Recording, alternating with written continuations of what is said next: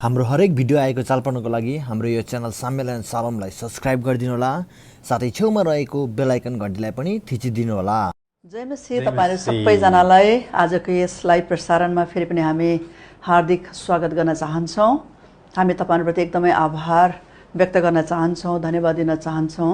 तपाईहरु थुप्रै जनाले यस हाम्रो लाइभ प्रसारणलाई हेरिराख्नु भएको छ अनि तपाईहरुको बहुमूल्य प्रतिक्रियाहरु तपाईले हामीलाई दिइराख्नु भएको छ। थुप्रो तपाईको कमेन्ट्सहरुलाई हामीले पाइराखेका छौं अनि तपाईले धेरै आशिष भयो भन्ने कुरा हामीले शेयर गरिराख्नु भएको छ।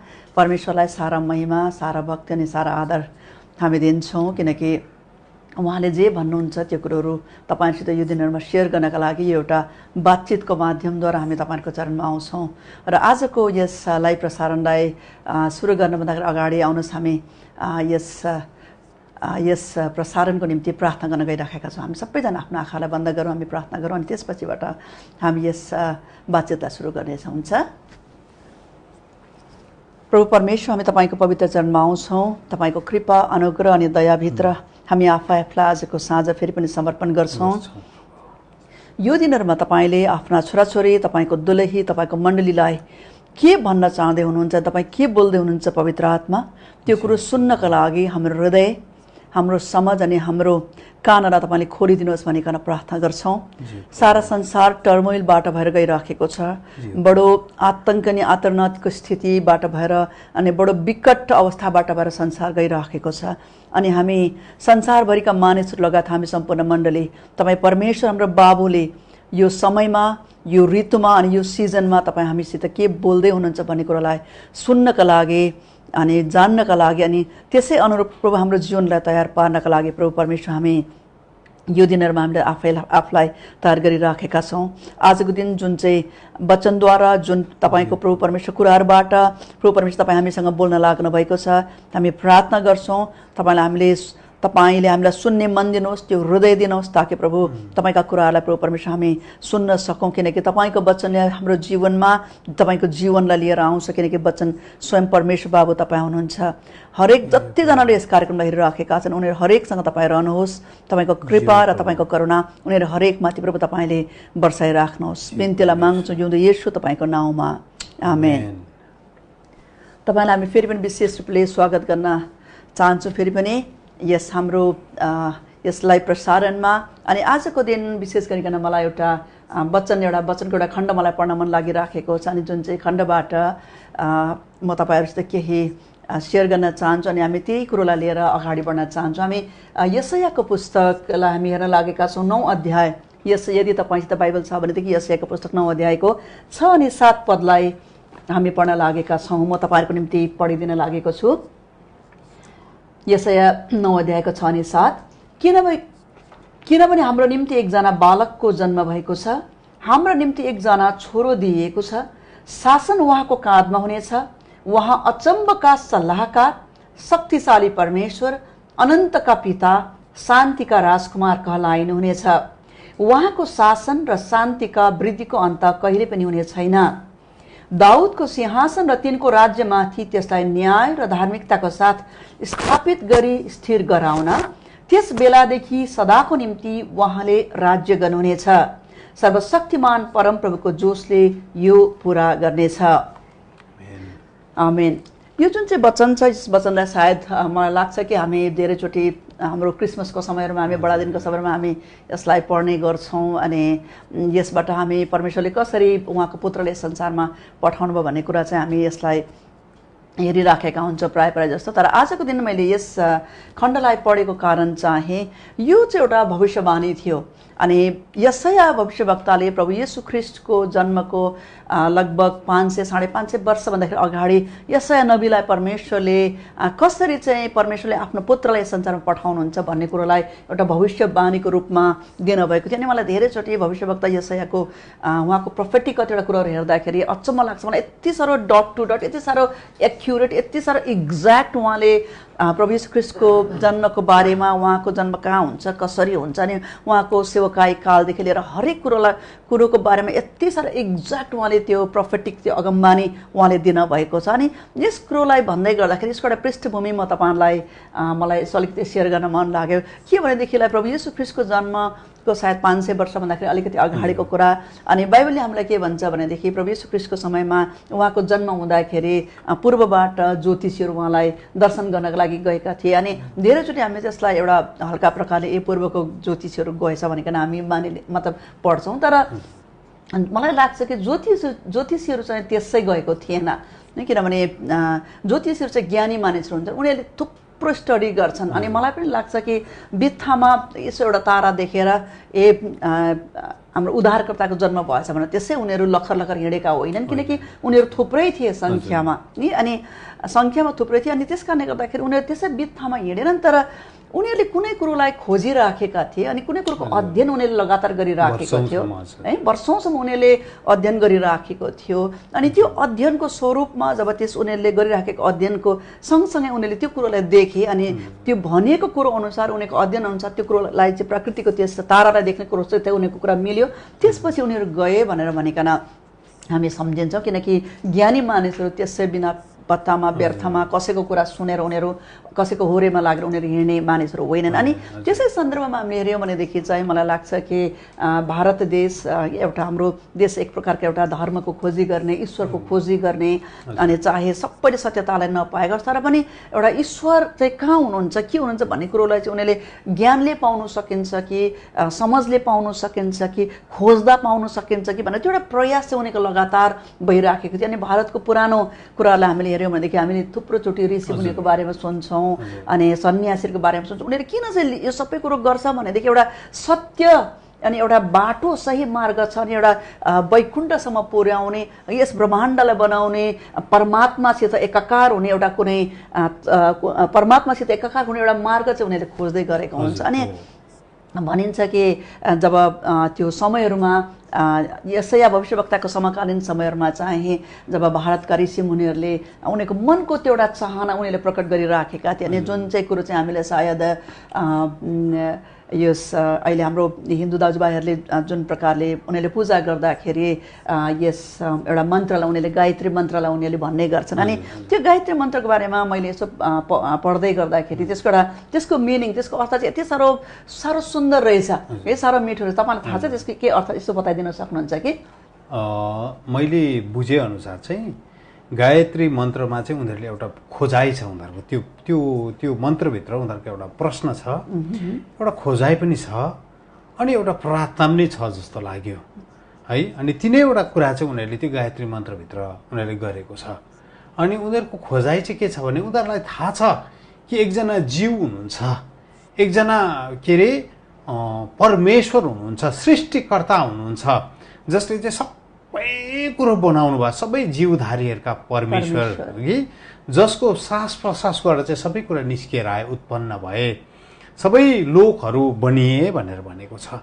अनि उहाँ चाहिँ एकदमै प्रचण्ड ज्योतिमा बस्नुहुन्छ, तपाईँ प्रचण्ड ज्योतिमा बस्नुहुन्छ है। अनि तपाईँ त्यो ज्योतिमा बस्नुहुने परमेश्वरले हामीप्रति पनि नजर गरिदिनुहोस्, हामी माथि पनि तपाईँको उज्यालो ज्योति चम्काउनुहोस् अनि त्यो उज्यालो ज्योतिमा चाहिँ हामी तपाईँको मुहारलाई देख्न सकौँ अनि हामी मोक्ष प्राप्त गर्न सकौँ। हामी पापी संसारमा बसेका छौँ अनि तपाईँले हामीलाई अनुग्रह गर्नुभयो भने, कृपा गर्नुभयो भने सायद हामी तपाईँको त्यो ठाउँसम्म, त्यो ज्योतिमा हामी पनि आउन सक्छौँ, तपाईँको ज्योतिभित्र हामी आउन सक्छौँ भन्ने कुराहरू उनीहरूले गरेको जस्तो लाग्यो। तपाईँलाई कस्तो लाग्यो? एकदमै सुन्दर, भेरी ब्युटिफुल। मतलब यसको अर्थ साह्रै सुन्दर रहेछ मैले पनि पढ्दै जाँदाखेरि।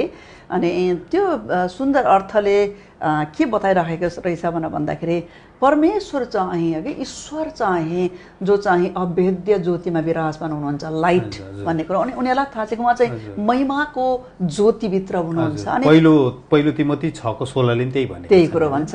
अनि त्यो अभेद्य ज्योतिमा जो चाहिँ विराजमान हुनुहुन्छ उहाँ चाहिँ स्वयं ज्ञान हुनुहुन्छ भन्ने कुरो पनि गरेको रहेछ कि। अनि उनीहरूको बुझाइ र भनाइ चाहिँ के रहेछ भनेदेखि उहाँ जो चाहिँ स्वयं ज्ञान हुनुहुन्छ, जो चाहिँ अभेद्य ज्योतिमा विराजमान हुनुहुन्छ, जो चाहिँ महिमाको ज्योतिभित्र बस्नुहुन्छ, अनि जसले चाहिँ पापलाई पनि विनाश गर्नुहुन्छ, अज्ञानतालाई पनि उहाँले हटाइदिनुहुन्छ। अनि त्यो प्रार्थना रहेछ कि त्यो तपाईँको ज्ञान, तपाईँको प्रकाशलाई त तपाईँले हामीलाई दिनुभयो भनेदेखिलाई सायद हामीभित्रको त्यो अज्ञानता पनि हट्छ अनि तपाईँलाई हामीले केही चिन्न पाउँछौँ कि भने त्यो उनीहरूको एउटा मनको प्रार्थना। बडो सुन्दर लाग्यो मलाई यो उनीहरूको खोज, एउटा मनको प्रार्थना। अनि मलाई यो कुरो पढ्दै जाँदाखेरि चाहिँ यसको यो अर्थलाई हेर्दै जाँदाखेरि चाहिँ मलाई साह्रो मजा के लाग्यो भनेदेखि अघि मैले पढेको यशाया 9 अध्यायको त्यसमा चाहिँ अनि उनीहरूको त्यो प्रार्थनाको उत्तरमा सायद त्यो समकालीन भविष्यवक्ता यशायाको समकालीन ऋषिले गरेको यो एउटा अन्तर्विन्तीको प्रार्थनाको उत्तरमा भनेर भनौँ, यशाया भविष्यवक्ताद्वारा चाहिँ परमेश्वरले उहाँ स्वयं चाहिँ मानवको रूपमा जन्मिनुहुन्छ भन्ने कुरोलाई बताउनु भएको जस्तो लाग्यो मलाई। तपाईँ के भन्न चाहनुहुन्छ यो बारेमा? अनि त्यहाँ पनि लेखिएको छ, घोर अन्धकारमा बस्नेहरूले एउटा ठुलो ज्योति देखे भनेको छन् होइन। ठुलो ज्योति भनेको चाहिँ अघि हामीले हेऱ्यौँ नि है, पहिलो तिमोथी 6:16ले भनेको छ परमेश्वर चाहिँ यस्तो ठुलो ज्योतिमा विराजमान हुनुहुन्छ, त्यो चाहिँ कोही जान सक्दैन। तर मजाको कुरो चाहिँ उहाँ चाहिँ के भएर आउनुभयो, ज्योति आफै एउटा शरीरको रूप धारण गरिकन पृथ्वीमा आउनुभयो होइन। He was light. अनि त्यो ज्योतिमा चाहिँ के थियो, संसारको जीवन थियो भनेर भन्छ कि। अनि that light was the life of the world भनेर भनेको छ नि त। अनि उहाँको मजाको कुरा अहिले उहाँको बारेमा गर्दै जाँदाखेरि अघि तपाईँले त्यो जुन पद पढ्नुभयो त्यो मजाको पद लाग्यो। अनि त्यो पदले के भन्छ भने उहाँको नाम चाहिँ के विशेष गरी उदयको सल्लाहकार होइन, युक्ति निकाल्नु हुने, पराक्रमी परमेश्वर हगि, शक्तिशाली, हजुर, सनातनका पिता, शान्तिका राजकुमार कहलाइनुहुन्छ। सो ब्युटिफुल है। अनि यो चाहिँ परमेश्वरको नामसँग जोडिएका कुराहरू हुन्, परमेश्वरको नामसँग जोडिएका कुरा। अनि आजको हामीले जुन विषय बातचितको विषय लिएका छौँ है, in the name of Jesus, येशूको नाममा भन्ने, हुन त धेरैजनाले सायद अङ्ग्रेजी पनि माग गरिराख्नु भएको थियो। यो प्रोग्राम थुप्रो देश विदेशबाट उहाँले हेर्नु हुँदो रहेछ। अनि यसको अङ्ग्रेजी यसको सबटाइटलहरू पाइन्न, अङ्ग्रेजी भाषामा यसो उल्था गरिदिनुहोस् न भन्नुहुँदै थियो। तर हाम्रोमा लकडाउनको समयमा मानिसहरूको कमी भएको कारणले गर्दा हामीले यसलाई अङ्ग्रेजी सबटाइटलहरू गर्नु सकिराखेका छैनौँ हगि।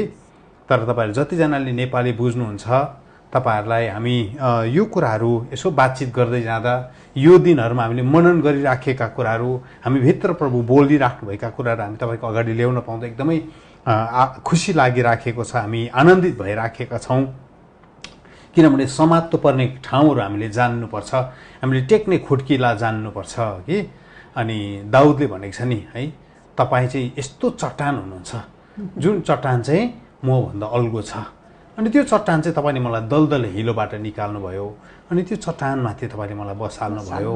त्यो चट्टानको बारेमा जब हामीलाई थाहा हुन्छ तब हामी चाहिँ दरिलो बस्छौँ, हामी लड्दैन, हाम्रो पाइलाहरू चिप्लिँदैन।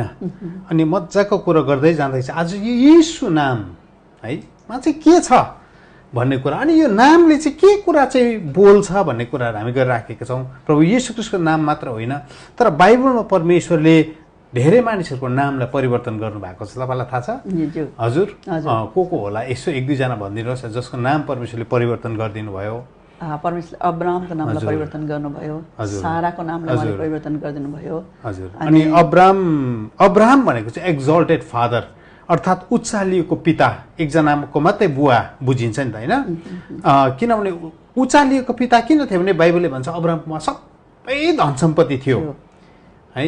ही ह्याड फेम, नेम, नाम पनि थियो उसकोमा, के अरे हजुर, समाजमा उसको प्रतिष्ठा पनि एकदमै ठुलो थियो, मान्छेले मानिलिन्थ्यो होइन। अनि शक्तिशाली पनि मान्छे थियो किनभने लुत, उसको भतिजो लुतलाई जब कब्जा गरेर कैद गरेर डल्लै हजुर सदोम अनि गमोराका 5 जना राजाहरूले बन्दी बनाएर लग्यो, तब अब्राहमले आफ्नो घरमा काम गर्ने, उसको त सेना पनि थिएन है, घरमा काम गर्ने मान्छेहरू बटुलेर लगेर चाहिँ 5 जना राजालाई चाहिँ पिटपाट पारेर उनीहरूकोबाट चाहिँ लुतलाई खोसाएर ल्याएको छ। लुतलाई मात्रै होइन, सेनाहरू सबैलाई स्वाहा बनाएर धन सम्पत्ति पनि सबै लिएर आएको छ लिएर आए। होइन सो पावरफुल यो सो पावरफुल तर बाइबलले भन्छ उसको सन्तान थिएन उसको सन्तान थिएन अनि अघि तपाईँले भन्नुभयो नि साराई उसको नाम साराई थियो अब्राहमको स्वास्नीको नाम होइन अब्राहमको स्वास्नीको नाम चाहिँ साराई साराई भनेको चाहिँ राजकुमारी होइन अनि परमेश्वरले एक दिन उनीहरूका आएर भेट्नुभयो अनि परमेश्वर मानिसका आएर भेट्नुभएको बाइबलमा हामी मजाको घटनाहरू पाउँछौँ जब परमेश्वर मानिसका आएर भेट्नुहुन्छ त्यसै बित्थामा आजको हावापानीको बारेमा चर्चा गर्नु हो कि के अरे लकडाउनको बारेमा चर्चा गर्नु प्रभु आउनुहुन्न या व्यर्थमा या कुनै प्रयोजन बिना उहाँ आउनुहुन्न। हजुर हजुर जब प्रभु आउनुहुन्छ तब ठुलो कुराहरू घटनाहरू घट्न थाल्छ शक्तिशाली कुराहरू हुन थाल्छ प्रभुले शक्तिशाली कुराहरू हाम्रो जीवनमा गर्नुहुन्छ अनि परमेश्वरले आएर दुईजना लोग्ने स्वास्नीलाई भेट्नुभयो भेटिकन परमेश्वरले अब्राहमलाई भन्नुभयो आजदेखि तेरो नाम के हो अब्राहम अनि जोडिदिनु भयो परमेश्वरले अनि साराईलाई पनि के भन्यो तिम्रो आजदेखि तिम्रो नाम साराई होइन आजदेखि तिम्रो नाम सारा भनेर जोडिदिनु भयो भनेको चाहिँ हामीले बाइबलमा के पाउँछौँ भने परमेश्वरको नाम योद हे भाव हे भन्छ नि हिब्रूमा होइन योद हे भाव हे YHWH भनेर चाहिँ अङ्ग्रेजीमा लेख्छ अनि के अरे त्यसलाई हामीले भन्यो भने योद हे भाव हे भनेको चाहिँ परमेश्वरको हे भन्ने जुन हे भन्ने जुन नाम छ त्यो नामबाट चाहिँ परमेश्वरले त्यो नामको चिन्हारी चाहिँ अब्राहमलाई दिनुभयो आफ्नै नामको चिन्हारी दिनुभयो परमेश्वरले आफ्नो नाम चाहिँ तेरो नामको बिचमा चाहिँ मेरो नाम हाल्छु भनेर परमेश्वरले भन्नुभयो कि त्यसले गर्दाखेरि परमेश्वरले आफ्नो नाम हाल्नु भनेको चाहिँ शक्तिशाली कुरा हो बाइबलले भन्छ जब हामी पवित्र आत्मामा नयाँ गरी जन्मिन्छौँ परमेश्वरले हामीलाई हाम्रो उहाँको सन्तान बनाउनुहुन्छ हो कि होइन परमेश्वरले उहाँको सन्तान जब हामीलाई बनाउनुहुन्छ परमेश्वरले उहाँको सन्तान हामीलाई बनाउँदै गर्नुहुँदाखेरि बाइबलले के भन्छ भने परमेश्वरले सन्तान मात्र बनाउनुहुन्न तर he will give a name जस्तो अब म थापा हो नि अघि म थापा हो नि मेरो के अरे बुवाले जब मलाई जन्माउनु भयो मैले दुखै नगरी मैले कष्टै नगरी मैले मेरो बाउको टाइटल पाएँ नि त्यो टाइटल पाउनुको निम्ति मैले केही पनि दुःख गर्नु परेन है म जन्मेको दिनमा हस्पिटलमा मेरो बाबाले मेरो बर्थ सर्टिफिकेट बनाउँदै गर्दा नै मेरो नामको पछाडि मेरो बाबाको नाम हालिदिनु भयो नि त्यसरी नै परमेश्वरले अब्राहमको नाममा बिचमा के हालिदिनु भयो उहाँको टाइटल हालिदिनु भयो सुन्दर कुरा साह्रै सुन्दर अनि तपाईँलाई कस्तो लाग्यो यो कुरा यसो सुन्दै जाँदाखेरि अति सुन्दर हजुर अनि त्यसरी नै हामीले के पढ्छौँ भने परमेश्वरले जब नाम पहिला आउँछ त्यसपछि नाम सँगसँगै असाइनमेन्ट जोडिएको हुन्छ नाम सँगसँगै त्यो मान्छे चाहिँ के हो भन्ने कुरा चाहिँ जोडिएको हुन्छ हुन त अहिले हाम्रो संस्कृतिमा धेरै पल्ट हामी प्रार्थनै नगरी नाम राख्छौँ है प्रार्थनै नगरी नाम राख्छौँ हाम्रो नाम राख्दा पनि हामीलाई संसारको कुन चाहिँ हिरोइनको यो अहिले चल्ती नाम कुन चाहिँ हिरोइनको छ होला कुन चाहिँ हिरोको नाम छ होला है ज्याक टमी रोमी ज्याङ्गो स्याङ्गो के राख्छौँ क्या हो नाम जुन नामको अर्थ नै छैन हजुर जुन नामको अर्थ नै छैन बे अर्थको नाम सुन्दाखेरि रमाइलो सुनिएला है तर परमेश्वरले चाहिँ जब नाम राख्नुहुन्छ त्यो नामसँग चाहिँ मान्छेको डेस्टिनी जोडिएको हुन्छ परमेश्वरले अब्राहमलाई भन्नुभयो तेरो नाम चाहिँ आजदेखि अब्राहम हुँदैछ किनभने अर्को साल जब म आउँछु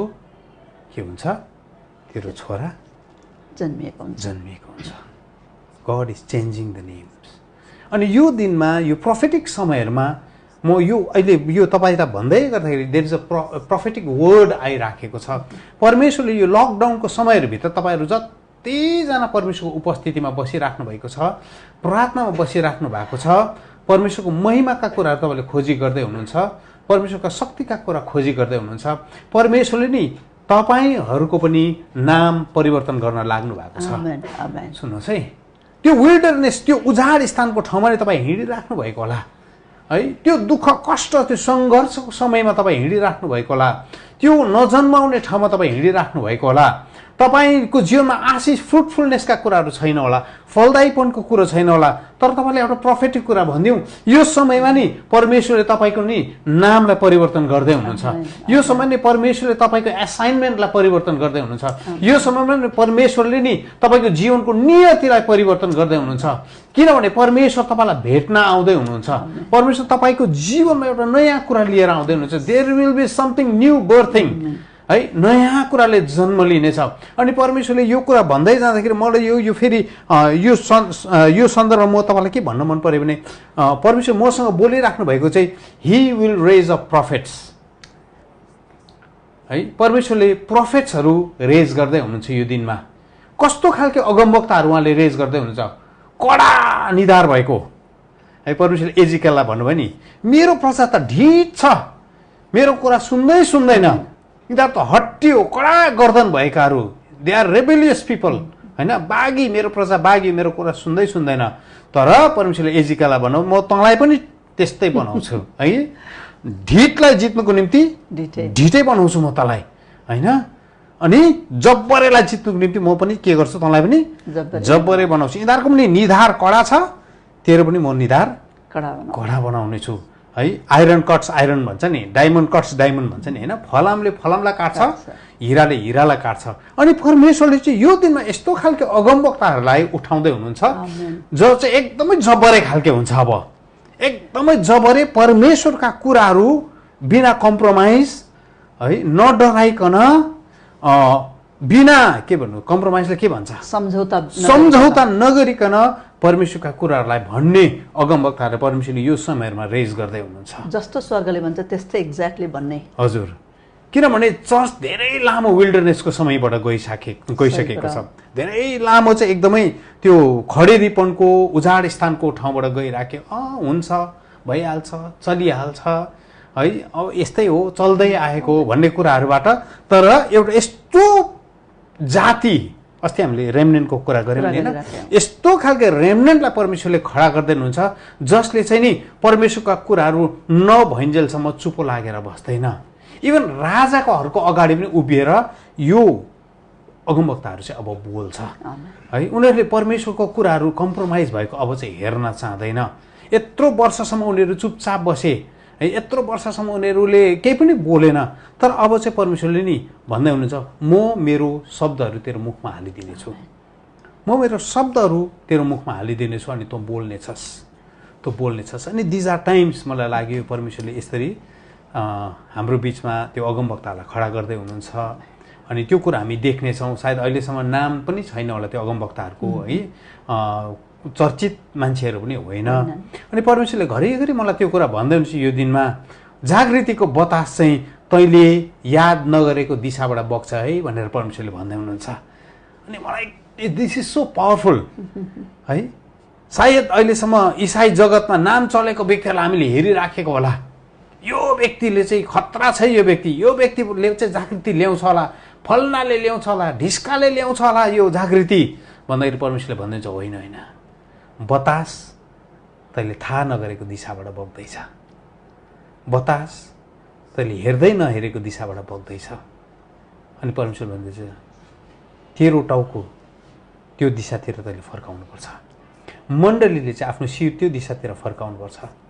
परमेश्वरले नि त्यो बतासहरू यस्तो प्रकारले ल्याउँदै हुनुहुन्छ, उहाँको हुरीलाई बोकेर ल्याउने मान्छेहरू, उहाँको बतासलाई बोकेर ल्याउने एउटा जेनेरेसनलाई जसको नाम छैन, जसले, है, आफ्नो फेमको लागि गर्दैन, जसले आफ्नो चर्चाको लागि गर्दैन, है, जसले सोसियल मिडिया प्लेटफर्ममा आफूलाई फेमस बनाउनुको निम्ति गर्दैन। अनि हामीले हेर्छौँ नि अगमवक्ताहरू चाहिँ कहाँ बस्थ्यो अरे, प्राय अगमवक्ताहरू कस्तो ठाउँमा बसेको छ हामीले बाइबलमा हेऱ्यौँ भने, हजुर, उजाड स्थानमा बसेको छ नि, है। दे लिभ्ड इन विल्डरनेस, मान्छेसँग संसर्ग पनि छैन, मान्छेको दुनियाँसँग उनीहरूलाई मतलब पनि छैन, है, मान्छेसँग के हुँदैछ यो संसारमा के हुँदैछ मतलब पनि छैन, उजाड स्थानमै बस्थे। परमेश्वरले मोसालाई पनि त्यही भन्नुभयो नि, भिडदेखि तँ निस्केर आइज, भिडदेखि टाढा मसँग भेट हुने एउटा पाल बना। So powerful. यो दिनको अगमवक्ताहरू चाहिँ नि अब भिडदेखि बाहिर निस्किने मान्छेहरू हुनेछ। They will live their lives in wilderness, है, लुकिएको ठाउँमा उजाड स्थानमा उनीहरू बस्नेछ। तर परमेश्वरले त्यो भिडमा मौरीको मोह खाँदै गर्दा, चाकालाई खाँदै गर्दा, है सल्लह खाँदै गर्दा, ऊँटको छाला लाउँदै गर्दा चाहिँ परमेश्वरले नि बप्तिस्मा दिने यौनाहरूलाई हुर्काउँदै गरेको हुन्छ। आमेन। अनि जुन यौनाहरू चाहिँ एक दिन उभिएर चाहिँ हेरोद राजाको अगाडि गएर भन्छ तिमीले गरेको काम चाहिँ अनैतिक हो, what you have done is wrong. यस्तो पुस्तालाई परमेश्वरले खडा गर्दै हुनुहुन्छ। अब डराउँदैन यो पुस्ता डराउँदै, यो पुस्ताले सम्झौता गर्दैन। हामी नामको ठाउँमा आइराखेका छौँ। अनि तपाईँहरूलाई यो कुरा भन्दै जाँदाखेरि मलाई मजाको कुरा एउटा तपाईँसित सेयर गर्नु मन पर्यो। स्वर्गमा पनि हामीलाई नाम दिइन्छ।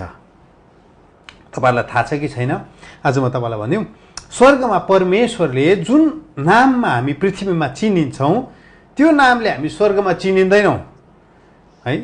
त्यो नामले हामी स्वर्गमा चिनिँदैनौँ। तपाईँले मलाई पढिदिनुहोस् न, प्रकाशित वाक्य 3 अध्यायको 12 अनि 13। प्रकाशित वाक्य 3 अध्यायको 12 अनि 13 पढिदिनुहोस् न। यहाँ मजाको कुरो छ। स्वर्गमा हामीलाई परमेश्वरले नाम दिनुहुन्छ। एक एकजनालाई परमेश्वरले नाम दिनुहुन्छ। जसले जित्छ त्यसलाई म मेरा परमेश्वरको मन्दिरको एउटा स्तम्भ बनाउने छु र ऊ त्यहाँबाट कहिले बाहिर निस्कने छैन। म त्यसमा मेरो परमेश्वरको नाउँ लेख्नेछु र मेरा परमेश्वरको सहरको नाउँ अर्थात् यरुशलेम लेख्नेछु, जो मेरो परमेश्वरबाट स्वर्गदेखि तल आउँदछ। आफ्नै नयाँ नाउँ पनि म त्यसमा लेख्नेछु। जसको कान छ त्यसले सुनोस् पवित्र आत्माले मण्डलीहरूलाई के भन्नुहुन्छ। आमेन। यहाँ मजाको कुरो के छ भन्ने नि, परमेश्वरले यहाँ के भन्दै हुन्छ, म 3वटा नाम दिन्छु। 3वटा नाम दिन्छु। अनि 3वटा नाम चाहिँ के भने, पहिलो नाम चाहिँ परमेश्वरले नेम अफ माई गड। अब यो नाम चाहिँ कस्तो भने, म कस्तो पाराले बुझेँ मैले, जब परमेश्वरले मलाई यो नाम देखाउनु भयो, जब यो नामको कुराहरू परमेश्वरले मलाई देखाउनु भयो, एउटा प्रकाशमा परमेश्वरले मसँग बोल्नु भयो। अनि स्वर्गमा गइकन परमेश्वरले जब मलाई यो नाम देखाउनु भयो, यो नाम चाहिँ बडो अचम्मको। तपाईँले पृथ्वीमा जब परमेश्वरको आज्ञा पालन गरिकन, जब परमेश्वरको उपस्थितिमा परमेश्वरसँग हिँड्दै जाँदाखेरि परमेश्वरले तपाईँलाई दिनुहुने नाम हो। अनि त्यो नाम चाहिँ इट डिफाइन्स द ऱ्याङ्क। हजुर, तपाईँको अहोदालाई स्वर्गमा बताउँछ। अनि जस्तो पृथ्वीमा हामी कर्नल, जर्नल है, जस्तो अब हजुर, जस्तो हाम्रो के अरे भारतको प्रधानमन्त्रीलाई श्री नरेन्द्र मोदीजी भनेर हामी चिन्छौँ नि, होइन, द्याट इज हिज नेम। तर फेरि अर्को नाम छ उहाँको, prime minister of India. Prime minister of India भनेपछि हामी के बुझ्छौँ? श्री नरेन्द्र मोदी, होइन। अनि अर्को नाम पनि बुझ्छौँ हामी, क्याबिनेट मिनिस्टर्सहरूको टाउके, हेड, होइन। अनि त्यो भन्दा पनि हामी के बुझ्छौँ? श्री नरेन्द्र मोदी ज्यू नै हामी बुझ्छौँ नि। त्यसरी नै परमेश्वरले स्वर्गमा विश्वासीहरूको नाम निम्ति चाहिँ 3वटा नाम चाहिँ दिन्छु भनेर उहाँले यो प्रतिज्ञा गर्नुभएको छ। तर जसले जित्छ उनीहरूको लागि मात्रै हो। फेरि हजुर, यहाँ लेखिएको जसले जित्छ, हजुर, सबैको लागि होइन। अनि परमेश्वरले नाम दिनुहुन्छ। मलाई एकपल्ट कस्तो मजाको कुरा के लाग्यो, 2जना मान्छे सँगै बसिराखेको थियो। अनि यो नाम चाहिँ यति साह्रो रहस्यमय नामहरू हो है। परमेश्वरले त्यो व्यक्तिको नाम चाहिँ तपाईँलाई बोलाउँछ। अनि बोलाउँदाखेरि त्यो व्यक्तिले मात्रै बुझ्छ, किनभने उसले सुन्ने पाउनेले बाहेक अरूले बुझ्दैन। अनि ऊ चाहिँ जुरुक्क उठेर एसाइनमेन्ट पुरा गर्नु गइ पनि हाल्छ। अर्को छेउको मान्छे छक्कै पर्छ, अरे मलाई त बोलाउँदैन त। किनभने उसले स्वर्गमा नाम कमाउने कामै गरेको छैन। उसले जति काम गर्यो नि पृथ्वीमै नाम कमायो। उसले गरिबहरूलाई दियो, पृथ्वीमै उसले नाम कमाइहाल्यो है। उसले के अरे अब सेवकाईहरू गर्यो, पृथ्वीमै नाम कमाइहाल्यो। उसले सबै गर्नुपर्ने, उसले हिलिङ मिनिस्ट्री गर्यो, उसले फेसबुकमा र केमा भिडियो हालेर उसले कमाउनु पर्ने नाम सबै कमायो। त्यसले गर्दा स्वर्गमा उसको नामै छैन। म जहिले पनि भन्छु, when you are concealed on earth you are revealed in heaven. सही कुरा। पृथ्वीमा जति हामी लुकेर गर्छौँ, स्वर्गमा हामी परमेश्वरको अगाडि त्यति देखा पर्दै गरेका हुन्छौँ। The more you are revealed on earth you are more concealed in heaven. पृथ्वीमा जति हामी देखाउने प्रकारले हामी काम गर्दै गरेका हुन्छौँ, स्वर्गमा चाहिँ परमेश्वरको अगाडि हामी त्यति नचिनिने हुँदै जान्छौँ। सो पावरफुल होइन अघि। अनि मजाको कुरा गर्दै जाँदाखेरि नेम, परमेश्वर हामीलाई नाम दिन्छु भन्नुभएको छ। 3वटा नाम, एउटा चाहिँ मेरो परमेश्वरको नाम, एउटा चाहिँ यरुशलेममा बोलाइने नाम। नयाँ यरुशलेममा भनेको छ, नयाँ यरुशलेममा तपाईँलाई अर्कै नामले बोलाउँछ फेरि है। मलाई रोहित थापा भन्दैन, तर त्यो नामको लागि चाहिँ वी हेभ टु कङ्कर, जित्नु पर्यो, नभए त तपाईँ नयाँ यरुशलेममा फर्केर आउनु पनि सक्नुहुन्न है। सो नयाँ यरुशलेम चाहिँ सबैको लागि होइन पनि है। धेरैजना क्रिस्चियनहरूलाई परमेश्वरले स्वर्ग लानुहुन्छ, स्वर्ग त लानु नै हुन्छ, किनभने जुन दिन हामीले प्रभुलाई ग्रहण गरेका छौँ, उद्धारकर्ता मुक्तिदाता भनिकन ग्रहण गरेका छौँ, उहाँको रगतले हाम्रो पाप धोइएको छ, अनि उहाँलाई हाम्रो जीवनमा स्थान दिएका छौँ, हाम्रो हृदयमा हामीले राखेका छौँ, उहाँको उद्धारलाई हामीले के अरे ग्रहण गरेका छौँ भने तिनीहरू सबै नै स्वर्ग त जान्छ नै। तर यो नयाँ यरुशलेममा, यो पृथ्वीमा 1000 वर्षको राज्यमा राज गर्न आउनुको निम्ति चाहिँ यु निड दिस नेम, यो नाम चाहिन्छ। अनि यो नाम चाहिँ जसले जित्छ उसले मात्रै पाउँछ। अनि अर्को तेस्रो नाम छ मेरो आफ्नै नाम। प्रभु येशू ख्रीष्टले के भन्नुभएको छ, म मेरो आफ्नै नाम, प्रभु येशू ख्रीष्टले तपाईँलाई बोलाउनु हुने नाम फेरि अर्कै हुन्छ है। अनि परमेश्वर भन्छ नेम इज सो पावरफुल है। नामले चाहिँ तपाईँलाई स्वर्गमा चिनिन्छ। तपाईँले यो स्वर्गमा कमाउँदै गर्नुभएको नामले नि तपाईँलाई स्वर्गमा परमेश्वरले चिन्नुहुन्छ है। पृथ्वीको नामले चिनिँदैन। पृथ्वी हामीलाई कस्तो कस्तो नामले चिन्दै होला मान्छेले होइन, भयङ्कर भयङ्कर भएर चिन्दै होला, फल्ना मिनिस्ट्रीको यो मान्छे त यस्तो पता, पृथ्वीमा ठुलो ठुलो नामले। आज म एउटा कुरा भन्नु मन पर्यो, स्वर्गले तपाईँलाई चिन्दैछ के त? स्वर्गले तपाईँलाई नाम काटेर बोलाउँदैछ के त? स्वर्गको अगाडि तपाईँ चिनिनु हुँदैछ के त? इस्यु चाहिँ त्यो हो।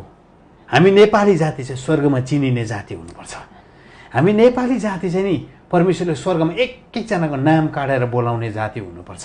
अनि हामी नेपाली जाति चाहिँ जिता हुनुपर्छ। प्रभुले भन्नुभएको थियो तिमीहरू चाहिँ विजेताहरूभन्दा महान हुनुपर्छ। आमेन आमेन। अनि हामी यहाँ के देख्छौँ भने याकुबको बारेमा हामीले पढेका छौँ नि त होइन। याकुबको नाम परमेश्वरले के गर्नुभयो? हजुर बदलिदिनु भयो है। हामीले उत्पत्ति 33 अध्यायमा गएर हामीले हेऱ्यौँ भने परमेश्वरले याकुबको नामलाई बदली गरिदिनु भएको छ। अनि त्यसको अगाडिको अलिकति घटना भनिदिनुहोस् न, याकुबको जीवनमा के भयो? हामी सबैलाई थाहा भइराखेको कुरो हो कि याकुब चाहिँ दाजुभाइहरूमध्ये तिनी चाहिँ कान्छा थिए। अनि तिनले जन्मेको समयदेखि नै तिनको मनमा चाहिँ ज्येष्ठ अधिकार चाहिँ मैले पाएँ भने कति राम्रो हुन्थ्यो भन्ने कुरो। अनि तिनले जीवनभरि नै तिनी त्यो ज्येष्ठ अधिकारको पछि लागि बसे। अनि एउटा स्थलको समय आयो, एउटा मौका पायो, अनि जुन चाहिँ मौका अनुसार चाहिँ तिनले छल गरेर चाहिँ तिनले दाजुबाट त्यस ज्येष्ठ अधिकारलाई लिए। अनि सँगसँगै त्यति मात्र होइन, आफ्नो बाबुको मर्न लागेको बाबुको अगाडिपट्टि पनि तिनी गइवरिकन चाहिँ म चाहिँ एसाउ हो अनि मलाई अब आशिष दिनुहोस् भनेर तिनले छलद्वारा नै त्यस बाबुको आशिषलाई पनि तिनले आफ्नो जीवनमा लिएको छ। अनि याकुबको जीवनलाई चाहिँ हामीले हेऱ्यौँ भनेदेखि चाहिँ तिनी चाहिँ एउटा एकदमै छली मानिस। अनि जीवनभरि नै एउटा पापले अर्को पापको लागि बाटो खोलिदिन्छ भनेको चाहिँ जीवनभरि नै तिनी लगातार त्यो छलको कारणले गर्दाखेरि, त्यो पापको कारणले गर्दाखेरि तिनी धेरैचोटि आफै पनि तिनले जे रोपे त्यही रोपे तिनको जीवनमा भयो। तिनको आफ्नै ससुराले पनि तिनलाई छले भनेर भनौँ। तिनले बिहा मन पराएको केटी चाहिँ त्यहाँदेखिको बिहा भएन, ससुराले छलेर तिनलाई जेठी दिदी दियो। अनि पछिबाट फेरि त्यसरी नै ज्यालाहरूदेखि लिएर हरेक कुरोहरूमा चाहिँ तिनले आफ्नो जीवनमा लगातार यसरी छलको सामना गर्नु पर्यो।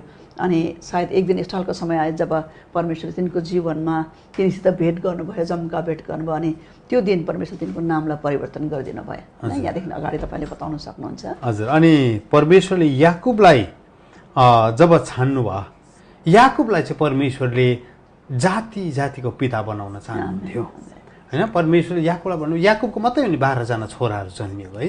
अनि त्यसले गर्दा परमेश्वरले याकुबलाई चाहिँ जाति जातिको पिता बनाउन चाहनुहुन्थ्यो। तर याकुब चाहिँ कस्तो छली मान्छे, अघि हामीले सुन्यौँ नि होइन, छली मान्छे। दाजुको ज्येष्ठ पुत्रको अधिकार पनि चोर्यो, त्यसपछि दोस्रोमा आफ्नो दाजुको के गर्यो, आशिषलाई पनि सबै छोडेर त्यसपछि जब इसाउले भने कि म त तँलाई मार्छु, अब मेरो सबै आशिष लुटेर लैजाने तँलाई म मार्छु भन्ने बित्तिकै याकुबलाई चाहिँ रेबेकाले के गर्यो? अनि याकुबले फेरि के भनेको छ भने मजाको कुरो भनेको छ। आमा रेबेकाले सिकायो नि त है, रेबेकाले सिकायो याकुबलाई। अनि याकुबले भने भाइ यदि मेरो पिताले चाल पाउनु भयो भने अनि मलाई सराप्नु भयो भने चाहिँ के हुन्छ भन्दा रेबेकाले के कुरा गरेको छ भने नि रेबेकाले भनेको छ त्यो श्राप चाहिँ मलाई लागोस्। अच्छा, जब उसले बाबुकोबाट आशिष थाप्ने समय आइरहेको हजुर हजुर हजुर याकुबले डराएर भने नि चाल पाएर चाहिँ मलाई सरापे भन्दा म त खतम हुन्छु भन्दा रेबेकाले भनेको छ त्यो सराप चाहिँ मलाई लागोस्। अनि त्यो लाग्यो पनि, किनभने रेबेकाले फर्के आएको छोरालाई भेट्नु पाएन। सही कुरा। याकुब फर्केर आउनु अगाडि नै रेबेकाको मृत्यु भइसकेको थियो। सच अ पेनफुल थिङ है कि छोरालाई परदेश त पठायो तर भेट्नु छोरा त्यो आशिष बोकेर आउँदा फर्केर आउँदाखेरि हजुर छोराको अनुहार हेर्नु पाएन है। त्यसपछि याकुब गयो नि, याकुब गएर उसको ससुराले त्यसरी नै उसलाई पनि छलकपट गर्यो हो कि। अनि परमेश्वरले चाहिँ याकुबलाई के भन्दै हुनुहुन्थ्यो, मैले जे कुरा तेरो जीवनमा सुरु गर्छु त्यो कुरा चाहिँ तेरो जीवनमा विगतका कुराहरूसँग केही पनि जोडिनु हुँदैन।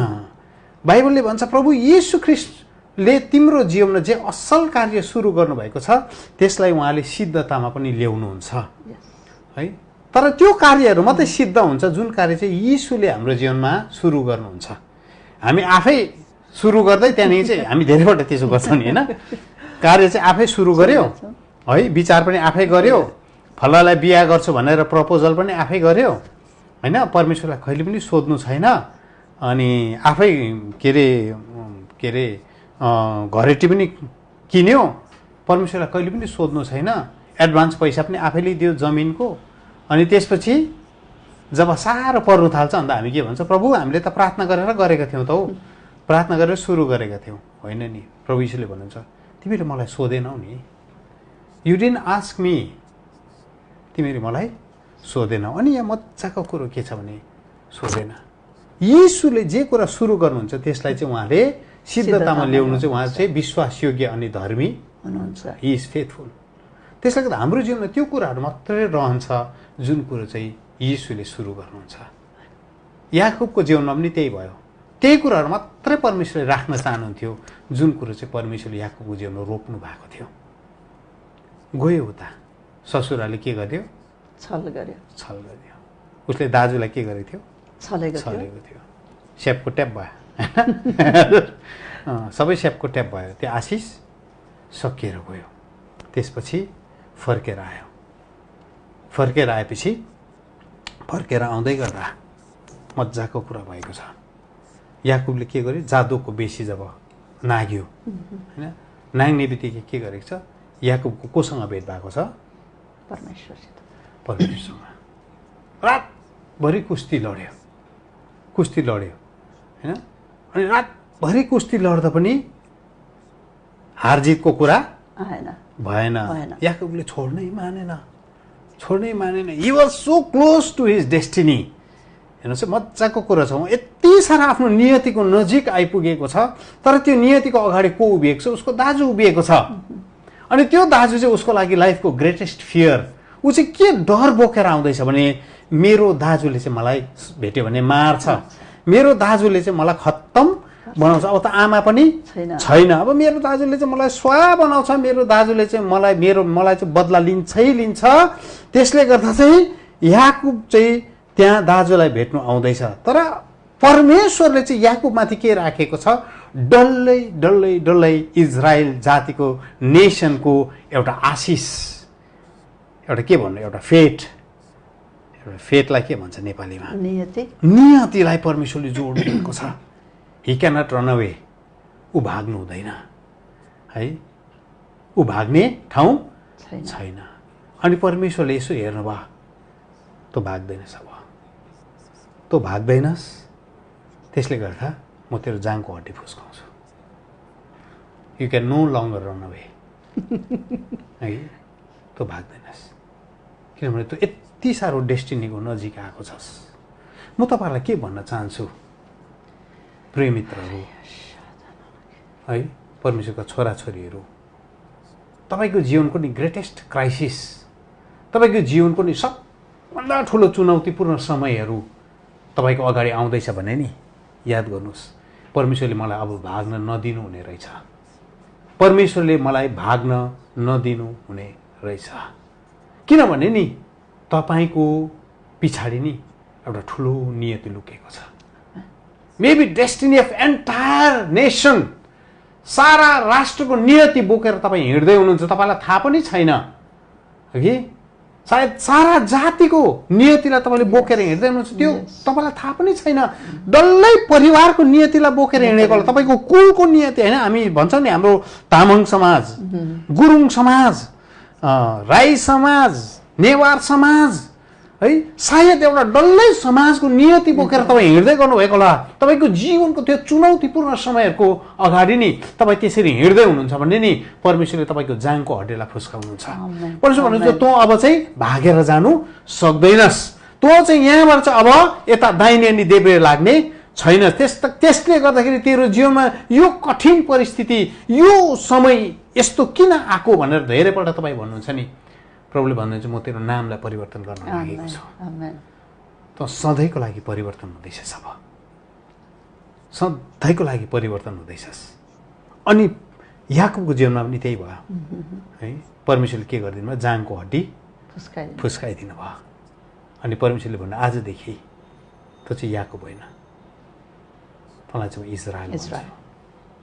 इजरायल धेरै धेरै धेरै असङ्ख्य जातिको तँ चाहिँ के हुन्छस्, जन्मदाता हुन्छस्। तेरो सन्तान चाहिँ समुद्रका बालुवा जस्तै हुन्छ है। अनि हिब्रू वर्ड सारबाट आएको, साराको सार पनि त्यहाँबाट आएको, अनि यता इजरायलको सार पनि त्यहीँबाट आएको। हिब्रूमा चाहिँ सार भने रुट वर्ड है, जरा शब्दबाट आएको हो। अनि परमेश्वरले तँ चाहिँ जननी हुन्छस्, असङ्ख्य मानिसहरूको जननी हुन्छस्। अनि मजाको कुरा तपाईँलाई के भन्नु मन पऱ्यो भने त्यसपछि जब याकुबले एसाउलाई भेटेको छ, एसाउलाई भेटेर एसाउले सोधे याकुबलाई कि यत्रो भेडा बाख्राहरू लावा लस्कर लिएर अगाडि अगाडि किन लिएर आएको भन्दाखेरि एसाउले कसको लागि यो के हो भन्दाखेरि याकुबले के भनेको छ,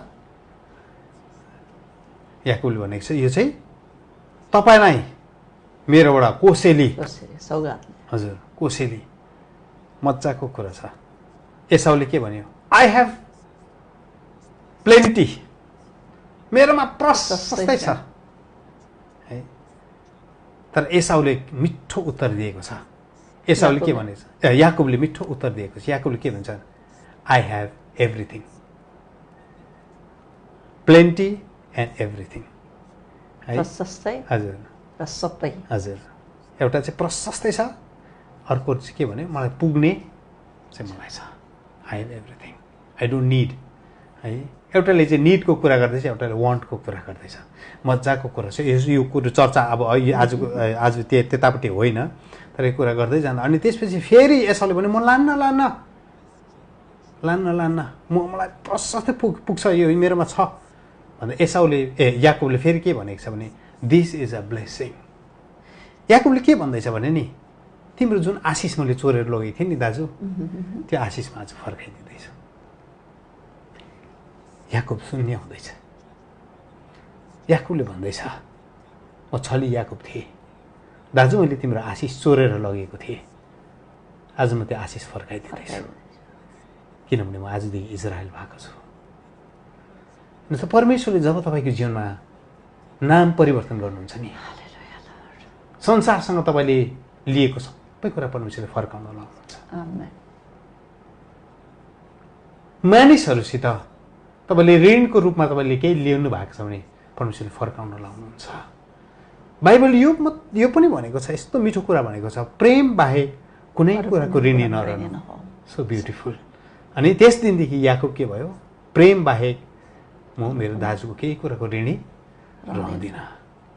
छलको कुरा त ससुराले लगिहाल्यो छोडेर, अनि आज आशिषको कुरा पनि दाजुलाई उसले के गर्दैछ फर्काइदिँदैछ। यो चाहिँ मेरो आशिष हो तपाईँलाई। सो ब्युटिफुल होइन। अनि यो चर्चा गर्दै जाँदा मजाको कुराहरू निस्किँदैछ। अनि येशू प्रभुको बारेमा आउँ अब हामी। उहाँको नामको बारेमा हजुर, येशू प्रभुको नाम हामीले यो चर्चा राखेको छौँ। येशू प्रभुको नामको बारेमा है, what's in the name of Jesus. येशू प्रभुको नामले चाहिँ के हुन्छ त? अब याकुबको नामले चाहिँ एउटा राष्ट्रलाई जन्म दियो। अनि who is the source of blessing to us होइन, प्रभु येशू ख्रीष्ट पनि याकुबको घरानाबाट जन्मियो नि त। संसारको उद्धारकर्ता चाहिँ याकुबको घरानाबाट जन्मियो। So powerful. नामले चाहिँ नि एउटा वंशलाई जन्म दियो। नामले चाहिँ नि पुस्ता पुस्ता पुस्तासम्मको आशिषलाई जन्म दियो भनेपछि प्रभु येशू ख्रीष्टको नामले के गर्नु सक्छ है? How powerful is the name of Jesus. अनि यो कुरा गर्दै जाँदा तपाईँले के भन्नुहुन्छ? प्रभु येशू ख्रीष्टको नाउँको कुरा गर्दै जाँदाखेरि मलाई फिलिपी 2 अध्याय साह्रो मजा लाग्छ। अनि मलाई एकदमै मनपर्ने मेरो यो वचन हो, जुन चाहिँ वचनले चाहिँ जहिले पनि मेरो मनलाई जहिले पनि छुएको छ। अनि मलाई साह्रो मजा चाहिँ यहाँ कहाँ लाग्छ भनेदेखि 2 अध्यायको 6 पददेखि अगाडि हामीले यसो हेऱ्यौँ भने म सरस्वती पढ्न चाहन्छु। परमेश्वरको स्वरूपमा भएर पनि उहाँले परमेश्वरको बराबरी हुने कुरालाई एउटा पक्रिराख्ने वस्तु जस्तो ठान्नु भएन, तर आफैलाई रित्याइकन कमाराको रूप धारण गरेर तथा मनुष्य भएर जन्मनु भयो।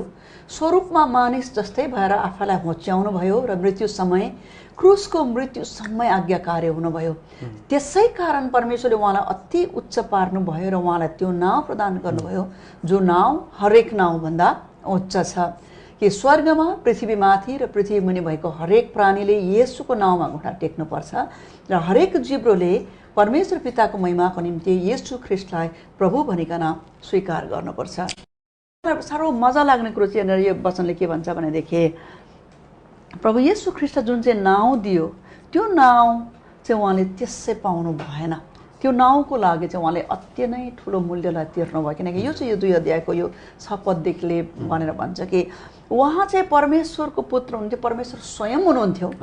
र पनि जब उहाँ संसारमा मानिसको रूप लिनुभयो, अनि मानिसको रूप लिनु भनेको चाहिँ एक हिसाबले भनौँ भनेदेखि चाहिँ उहाँ एकदमै तल झर्नु, निम्न अवस्थामा झर्नु, तल्लो दर्जामा झर्नु, ईश्वरत्वदेखि उहाँ चाहिँ मानिस बनिकन आउनुभयो। अनि मानिस पनि अब हामीले अघि अलिकति अगाडि त्यस बडा दिनको कतिवटा हामीले त्यो पोर्सन हामीले पढ्दै गर्दाखेरि हामीलाई थाहा छ कि जब उहाँ जन्मिनुभयो उहाँको लागि चाहिँ कहीँ पनि ठाउँ थिएन भनेर बाइबलले भन्छ कि तपाईँ र म जब पनि कल्पना गर्छु धेरैचोटि यो सारा ब्रह्माण्डको परमेश्वर, यो सारा भूमण्डलको सृष्टिकर्ता परमेश्वर जो चाहिँ अगम्य ज्योतिमा, अभेद्य ज्योतिमा वास गर्नुहुन्छ, उहाँ जस्तो जो चाहिँ यो सृष्टिको सृष्टिकर्ता हुनुहुन्छ, उहाँ स्वयं जब उहाँले जन्म लिनुभयो, जब मान्छेको शरीर उहाँले धारण गर्नुभयो, संसारले उहाँलाई पिठ फर्काएको छ। अनि यतिसम्म कि आफ्नै सन्तानहरूले अनि उहाँको लागि जग्गा पनि थिएन। अनि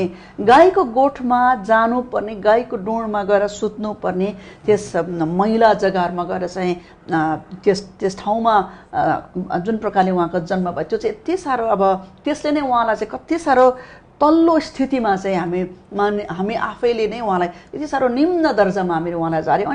अनि यो कुरा गर्दै जाँदा मलाई कस्तो एउटा कुरा तपाईँलाई यो बिचमा भन्नु के मन लाग्यो भने मलाई एक दिन मैले प्रभु येशू ख्रीष्टको त्यो समयको बारेमा, प्रभु येशू ख्रीष्ट सानो हुँदाखेरिको एउटा घटनाको बारेमा मलाई प्रभुले दर्शन देखाउनु भयो। त्यो ठाउँमा, त्यो समयमा प्रभुले लिएर जानुभयो। अनि उहाँ चाहिँ त्यो समयमा हुर्किँदै गर्दाखेरि, त्यो समयमा उहाँ जब सानो हुनुहुन्थ्यो, गाउँमा खेल्नु जाँदाखेरि, आफ्नो साथीहरूसँग खेल्नु जाँदाखेरि चाहिँ मान्छेले भन्दो रहेछ, क्या हो, मान्छेले भन्दो रहेछ तेरो त बाउ पनि नभएको मान्छे हो कि, तेरो त बुवाको पनि ठेगाना छैन, तेरो त आमा त बिहे नगरिकन तेरो आमा त गर्भवती भएको हो। यति नमिठो नाम है, झन्डै झन्डै बेस्याको जस्तो हजुर एउटा नाम बिनाको मान्छे भनेकन नि यति साह्रो मलाई हेला गर्थ्यो रहेछ। अनि प्रभु येशू ख्रीष्ट पर एक्लै बसेर रुनुहुन्थ्यो रहेछ क्या। अनि मलाई त्यो कुरा जब देखेँ नि यति साह्रो मेरो हृदय भकान फुटेर आयो अघि। डिस्पाइज्ड एन्ड डेजर्टेड बाई म्यान भन्छ नि, आफ्नैहरूले उहाँलाई यति साह्रो घृणा गर्यो।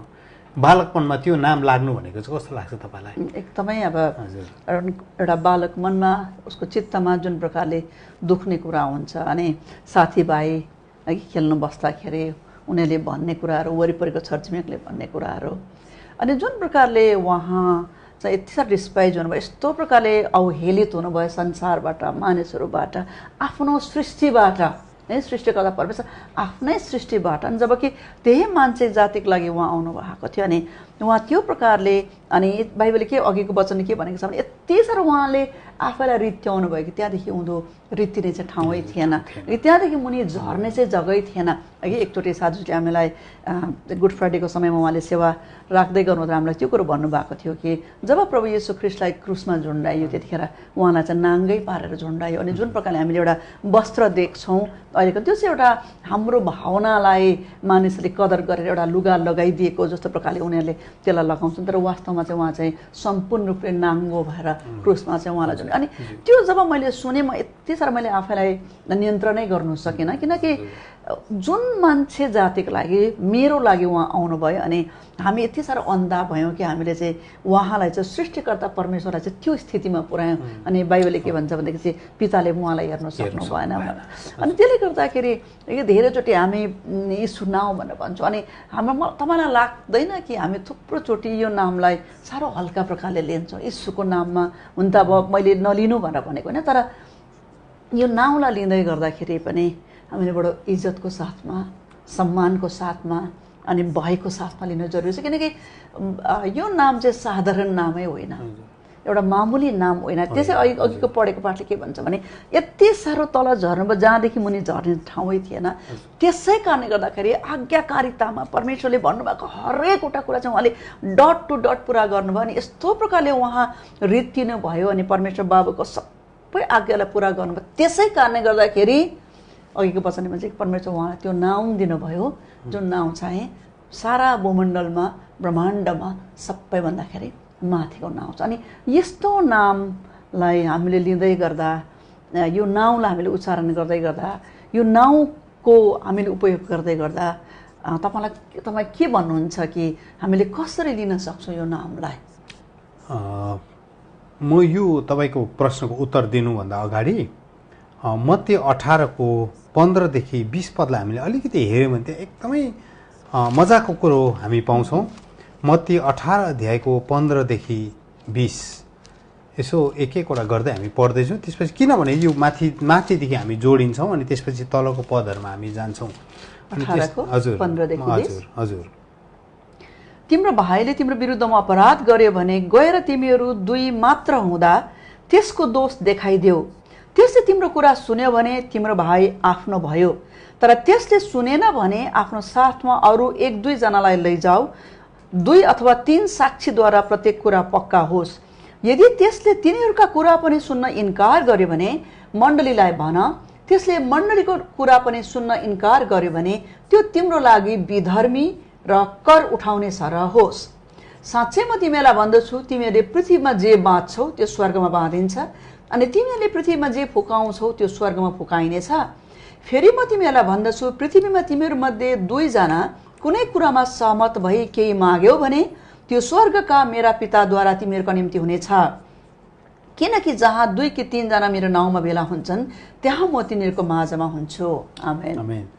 यो पदहरूलाई हामीले हेऱ्यौँ भने सर एउटै बेलामा एकै समयमा प्रभु येशू ख्रीष्टले भन्नुभएको पदहरू हो नि है। यो पद अलग अलग घटना होइन, तर अचम्म लाग्दो यो घटना हामी जोड्छौँ अनि हामी धेरैबाट प्रार्थना गर्दैछौँ। मत्ती 18को 18, 19, 20 अनि प्रभु हजुर हामीलाई दाबी गर्छौँ अनि जे जोड के अरे त पृथ्वीमा जे बाँध्छ त्यो स्वर्गमा बाँधिन्छ, पृथ्वीमा जे खोल्छौ त्यो स्वर्गमा खोलिन्छ भनेको छ। प्रभु हामी खोल्छौँ यो पृथ्वीमा बसेर भनेर भन्छौँ नि। सायद हामी विश्वासहरूको लागि मत्ती 18:18 चाहिँ मतलब मुख जोनी एकदमै मन्त्रै जस्तो हामी प्रयोग गर्छौँ कि। अनि जहाँ 2 कि 3 जना मेरो नाम भेला हुन्छ म तिनीहरूको बिचमा हुन्छु, प्रभु तपाईँ हाम्रो बिचमा हुनुहुन्छ भनेर हामी त्यो मन्त्र जस्तो नै हामी भन्छौँ नि त। तर तपाईँले यो वचनलाई हामीले हेऱ्यौँ भने माथिदेखि नै पक्रिनुपर्छ हामीले। 15 पददेखि नै हामीले पक्रिनुपर्छ। 15 पदले चाहिँ के भन्छ, यदि तेरो भाइको विरुद्धमा देयर इज अ सिन, है देयर इज अ सिन, पापको कुरा छ, तिमीहरू दुईजनाको बिचमा पापको कुरा छ भने, अधर्मिकताको कुरा छ भने, है घिनलाग्दो कुरा छ भने, दुष्ट्याइका कुरा छ भने, क्षमा गर्नु नसक्ने कुरा छ भने चाहिँ के गर्नु, पहिला गएर तेरो भाइसँग कुरा गर्नु, पहिला दुईजना मात्रै कुरा गर्नु, थर्ड पर्सनलाई नहाल्नु, है ब्याक बाइटिङ नगर्नु, होइन ढाड पछाडि बात नमार्नु, गएर दुईजना बात मार्नु। अनि तिम्रो कुरा सुन्यौ भने ठिकै छ, उसलाई तिमीले मृत्युबाट तानेर निकाल्यौ। तर तिम्रो कुरा सुनेन भने एक या दुईजना अझै गवाई लिएर है प्रमाणसहित तिम्रो भाइलाई भन्नु कि तिमीले यो कुरा गर्दैछौ, यो ठिक होइन, किनकि त्यो चाहिँ उसको सुधारको लागि हुन्छ। हजुर हजुर, उसको नराम्रोको लागि त होइन। हजुर हजुर।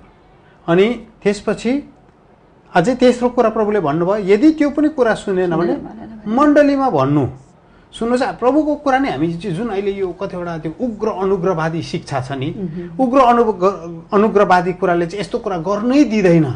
अच्छा, है अरूलाई दोष लाउने तँ को होस् भनिहाल्छ, होइन। प्रभुले एकपल्ट क्षमा गर्नु भएपछि त जे गर्दा पनि हुन्छ, है जे मनपर्छ जे गर्दा पनि भयो, है उसको जीवन आफै जिउँदा भयो, तिमी आफ्नै जीवन जियो भनेर हामी प्रेम हुनुहुन्छ, परमेश्वर प्रेम हुन्छ, परमेश्वरले जहिले पनि क्षमा गरिराख्नु। तर this are the very words of Jesus. यो चाहिँ यीशु प्रभु आफैले उहाँको मुखबाट बोल्नु भएको, उहाँ चाहिँ he is the epitome of grace, अनुग्रहको स्रोत नै उहाँ हुनुहुन्छ, होइन। अनि अनुग्रह चाहिँ उहाँलाई भन्दा बेसी हामीले कसलाई है धेरैपल्ट चाहिँ हामी प्रभुलाई पनि सिकाउनु खोज्छौँ क्या हो। खास प्रभु तपाईँले अनुग्रह नबुझेको चाहिँ यस्तो हो, खास अनुग्रह चाहिँ यस्तो हुनुपर्ने भनेर प्रभुलाई सिकाउनु खोज्छौँ हामी।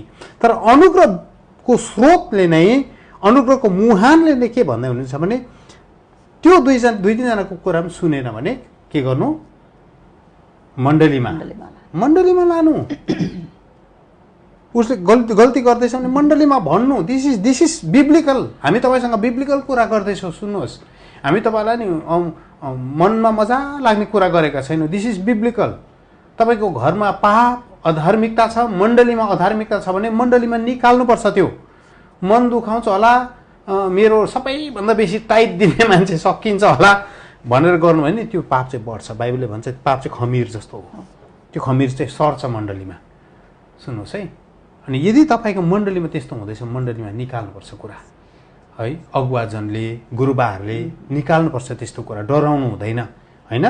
किनभने मण्डली चाहिँ परमेश्वरको प्रार्थनाको घर हो नि त, हो कि होइन। प्रभु येशू ख्रीष्टले पनि चाबुक लाउनु भयो नि, किनभने मण्डली मैला भएको थियो नि, मन्दिर मैला भएको थियो। अनि त्यसरी नै मण्डली पनि परमेश्वरले उहाँको घर भएको कारणले गर्दा मण्डलीलाई सफा राख्ने जिम्मा चाहिँ हरेक विश्वासीको हो, है। मैले भनेको न्याय गर्नु भनेको होइन, तर पहिलो कदम गर्नु पर्यो, एक्लै गएर सम्झाउनु पर्यो, दोस्रो दुई तिनजनालाई लिएर जानु पर्यो, अझै सुनेन भने तेस्रो मण्डलीको अगाडि राख्नु पर्यो, अझै सुनेन भने के भनेको छ, हजुर तैँले त्यो तिम्रो लागि विधर्मी होस् र कर उठाउने, हजुर तिमीहरूको बिचको होइन त्यो मान्छे भनेको छ, तिमीहरूको बिचको होइन, कर उठाउने जस्तै नै त्यो पापी मान्छे हो त्यो। प्रभु यीशु ख्रीष्टमा त्यसलाई छोडिदिनु, त्यहाँदेखि चाहिँ त्योसँग संसर्गै नराख्नु, है त्योसँग संसर्गै नराख्नु।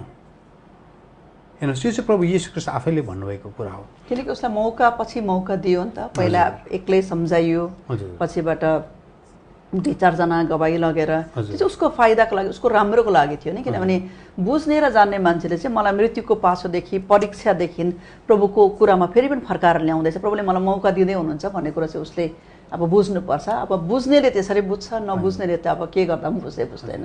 पुरानो करारमा पनि परमेश्वरले एजिकललाई त्यही भन्नुभयो नि, तैँले जब तेरो जाति नष्ट भएको देख्दैछस्, मान्छे अधर्मी भएको देख्दैछस्, अनि त्यो देख्दा देख्दै तैँले तुरै फुकेनस्, बिगुल बजाएर त्यो होसियारी गरिनस् भने त्यो मान्छे त नर्कमा जान्छ, तर त्यसको रगतको लेखा चाहिँ म तँसँग लिन्छु। तर तैँले तुरै बजाइस्, चेतावनी दिइस्, र पनि उनीहरूले तेरो कुरा सुनेन भने, उनीहरू नर्क नै गयो भने पनि तेरो प्राण चाहिँ तैँले जोगाउनेछस्, होइन। र जिम्मेवारी छ नि। हजुर, परमेश्वरले त्यो कुरा चाहिँ के भन्नुभयो, एजिकियललाई पनि भन्नुभएको छ। अनि यहाँ हामी के देख्छौँ भने त्यसपछि प्रभु यीशु ख्रीष्टले यो कुराको सरल कुरा गर्दै जाँदा प्रभु यीशु ख्रीष्टले भन्नुभयो कि तिमीहरूले जे कुरा पृथ्वीमा बाँध्छौ त्यो कुरा स्वर्गमा बाँधिन्छ, जे कुरा खोल्छौ त्यो स्वर्गमा खोलिन्छ। अब यो कुरा गर्दै जाँदा मलाई मेरो सानोको घटना याद आयो। हामी सानो जब थियौँ अनि सानोमा चाहिँ के हुन्थ्यो भने हामी अहिलेको जमानामा त अब क्रेडिट कार्ड होइन, डेबिट कार्ड कुनै के छ, तर हामी चाहिँ त्यस बेला रासिन खान्थ्यौँ। हाम्रो गाउँमा जमानामा पैसा एकदम कम्ती हुन्थ्यो, हजुर पैसै हुँदैन थियो। हजुर, पैसा चाहिँ अब महिना मरेपछि मात्रै हाम्रो पाउँथ्यो नि त, एकदमै थोरै। हजुर, त्यसपछि हिसाब हुन्थ्यो होइन, त्यसपछि हिसाब गरेर मात्रै त्यहाँदेखि काम गर्नेहरूले पैसा त्यसरी पाउँथ्यो। अरू बेला पैसा देख्न पाइँदैन थियो। अनि मेरो बाबाले पनि काम गर्नुहुन्थ्यो है। काम गरेपछि हाम्रो चाहिँ गाउँमा रासिन खाने एउटा दोकान थियो, पसल थियो, हाम्रो पनि थियो। हजुर, अनि पसल थियो। अनि त्यो पसलमा जाँदाखेरि त्यो पसलमा चाहिँ हामीले खातामा खान्थ्यौँ, खातामा खान्थ्यौँ भन्थ्यो होइन। अनि पसलमा गएर खातामा महिनाभरि उधारो ल्यायो अनि एकैचोटि खातामा लेखिराख्ने। अनि महिनाको अन्तमा चाहिँ हामी गएर बाबा गएर हामीलाई हाम्रो महिनाभरि खाएको पैसा त्यसरी बुझाउनु हुन्थ्यो होइन। त्यसरी चल्थ्यो, त्यो जमानाका मान्छेहरू हौँ हामी। अनि हामी त्यति बेला सानो थियौँ अनि बाबाले पठाउनु हुन्थ्यो। अनि पठाउनु हुँदै गर्दाखेरि अब दोकानको भैयाले त चिन्दैन थियो हामीलाई, दोकानको मान्छेले चिन्दैन थियो। अनि त्यसपछि थुप्रो मान्छेको भिड हुन्थ्यो त्यहाँ। अनि भिडको बिचमा हजुर दोकानहरू कम्ती थियो, यति अहिले जस्तो प्रशस्त थिएन है। अनि त्यो दोकानले कसको छोरा हो भनेर सोध्थ्यो हामीलाई, सानो थियौँ। अनि मेरो बाबाको नाम सिबी थापा।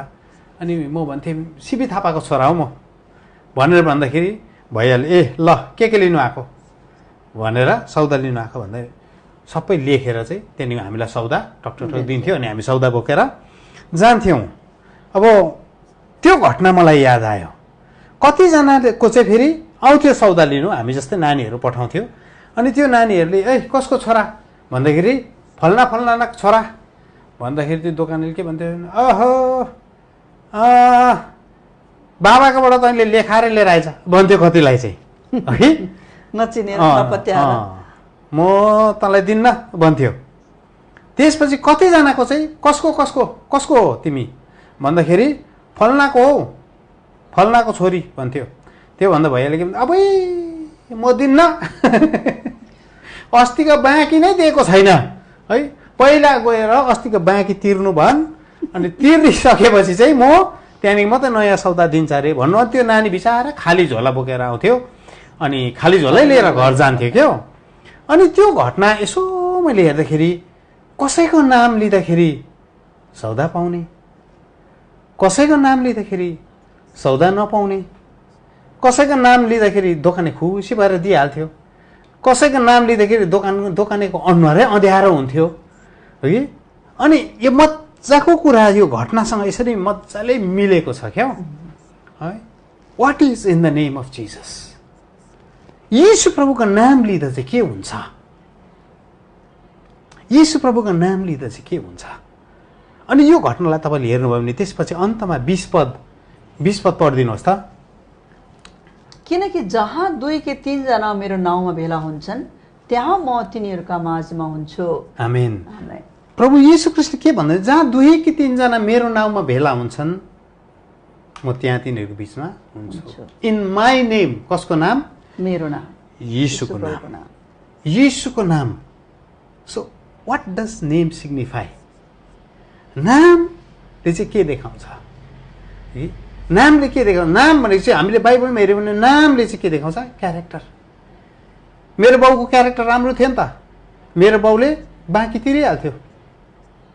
नामले क्यारेक्टर, कसैले सौदा नै पाएन, किनभने त्यो नामसँग एउटा क्यारेक्टर जोडिएको छ। नामले चरित्र देखाउँछ, नामले एट्रिब्युट देखाउँछ, नामले चाहिँ आइडेन्टिटी देखाउँछ, चिन्हारी देखाउँछ होइन। कतिको नाम चल्छ, कतिको नाम चल्दैन है। कतिको नाम सुन्दाखेरि मान्छे खुसी हुन्छ, कतिजनाको नाम सुन्दा नै मान्छे अँध्यारो हुन्छ।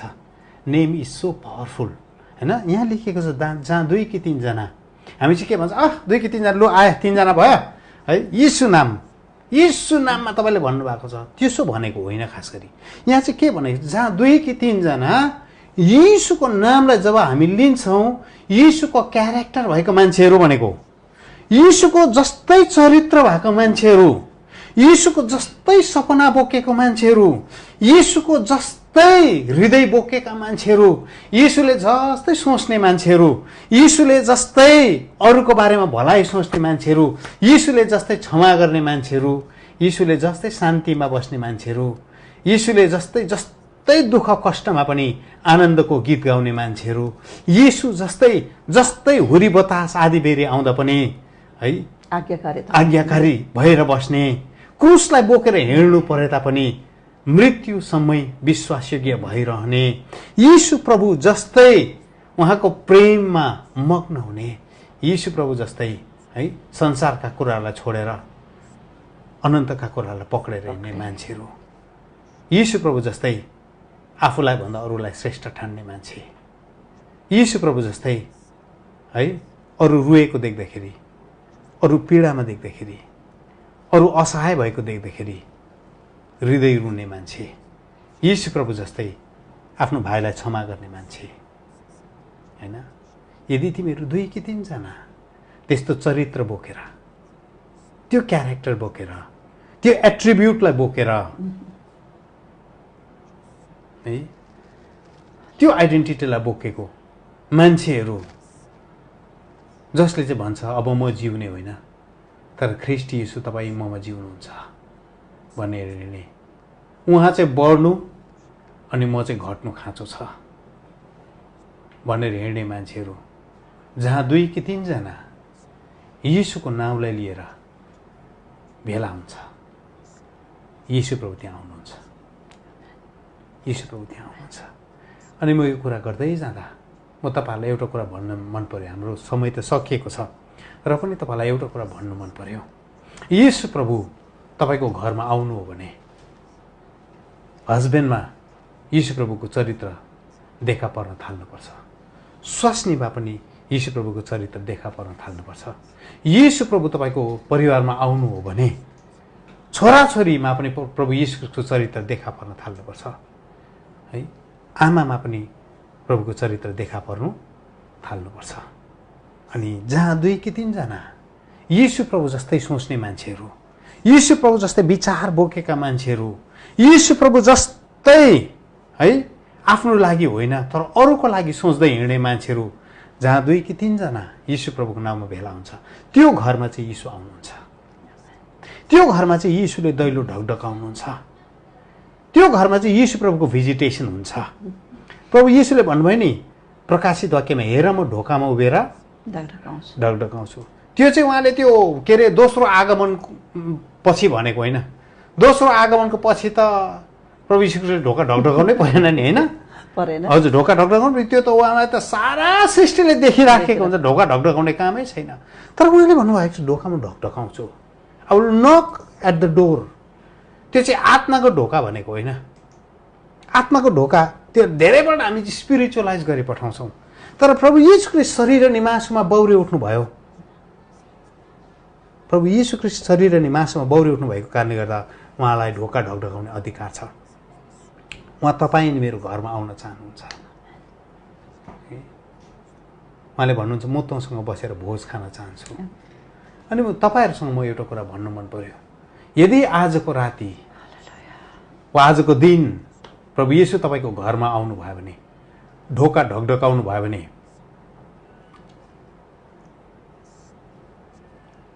तपाईँको घरभित्र गर्दै गरेको बातचित के उहाँको नामलाई सुहाउने बातचित होला?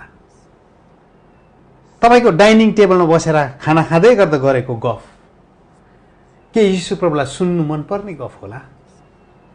तपाईँले मोबाइलमा हेर्दै गरेको भिडियोहरू येशू प्रभु तपाईँको छेउमा आएर उभिनु भयो भने येशू प्रभुलाई हेर्नु मनपर्ने भिडियोहरू होला? तपाईँले ल्यापटप कम्प्युटरमा गर्दै गरेको कामहरू येशू प्रभु तपाईँको छेउमा आएर उभिनु भयो भने येशू प्रभुले हेर्ने लायकको कुराहरू होला? तपाईँको घरमा बजिराखेको सङ्गीत येशू प्रभु तपाईँको घरमा आएर दैलो ढकढकाउनु भयो भने उहाँलाई मनपर्ने सङ्गीत बज्दै गरेको होला। तपाईँको लोग्ने स्वास्नी बिचमा बेडरुममा गफ बातचित येशू प्रभु आएर दैलो ढकढकाउनु भयो भने तपाईँ लोग्ने स्वास्नीको बातचित येशू प्रभुलाई सुन्नु मनपर्ने बातचित होला। यो प्रश्नहरू राखेर हामी तपाईँहरूसँग बिदा लिन चाहन्छौँ। तर यो प्रश्नहरू गर्दै गर्दा प्रभुले भन्नुभयो जहाँ 2 कि 3 जना तपाईँहरू अहिले हामी लकडाउनमा छौँ, सबै सारा संसार लकडाउनमा छ है, जहाँ 2 कि 3 जना बसेर मेरो नाउँमा भेला हुन्छ, इन द नेम अफ जिसस, येशूको नाउँमा जब तपाईँ अनि हामी बसेर भेला हुन्छौँ प्रभु येशू हाम्रो बिचमा आउनुहुन्छ। यो चाहिँ येशू प्रभुको प्रतिज्ञा हो। अनि म प्रार्थना गर्छु यस गरी तपाईँहरूको लागि तपाईँहरूको आत्मिकी आँखा खोलियोस्, हगि हृदयको आँखा चहकिलो भएको होस्, ताकि प्रभु येशू ख्रीष्टको उपस्थिति चाहिँ तपाईँको शरीर प्राण अनि आत्माले अनुभव गर्न सकोस्। हाम्रो क्यारेक्टर चरित्र येशूको जस्तै हुँदै गएको होस्।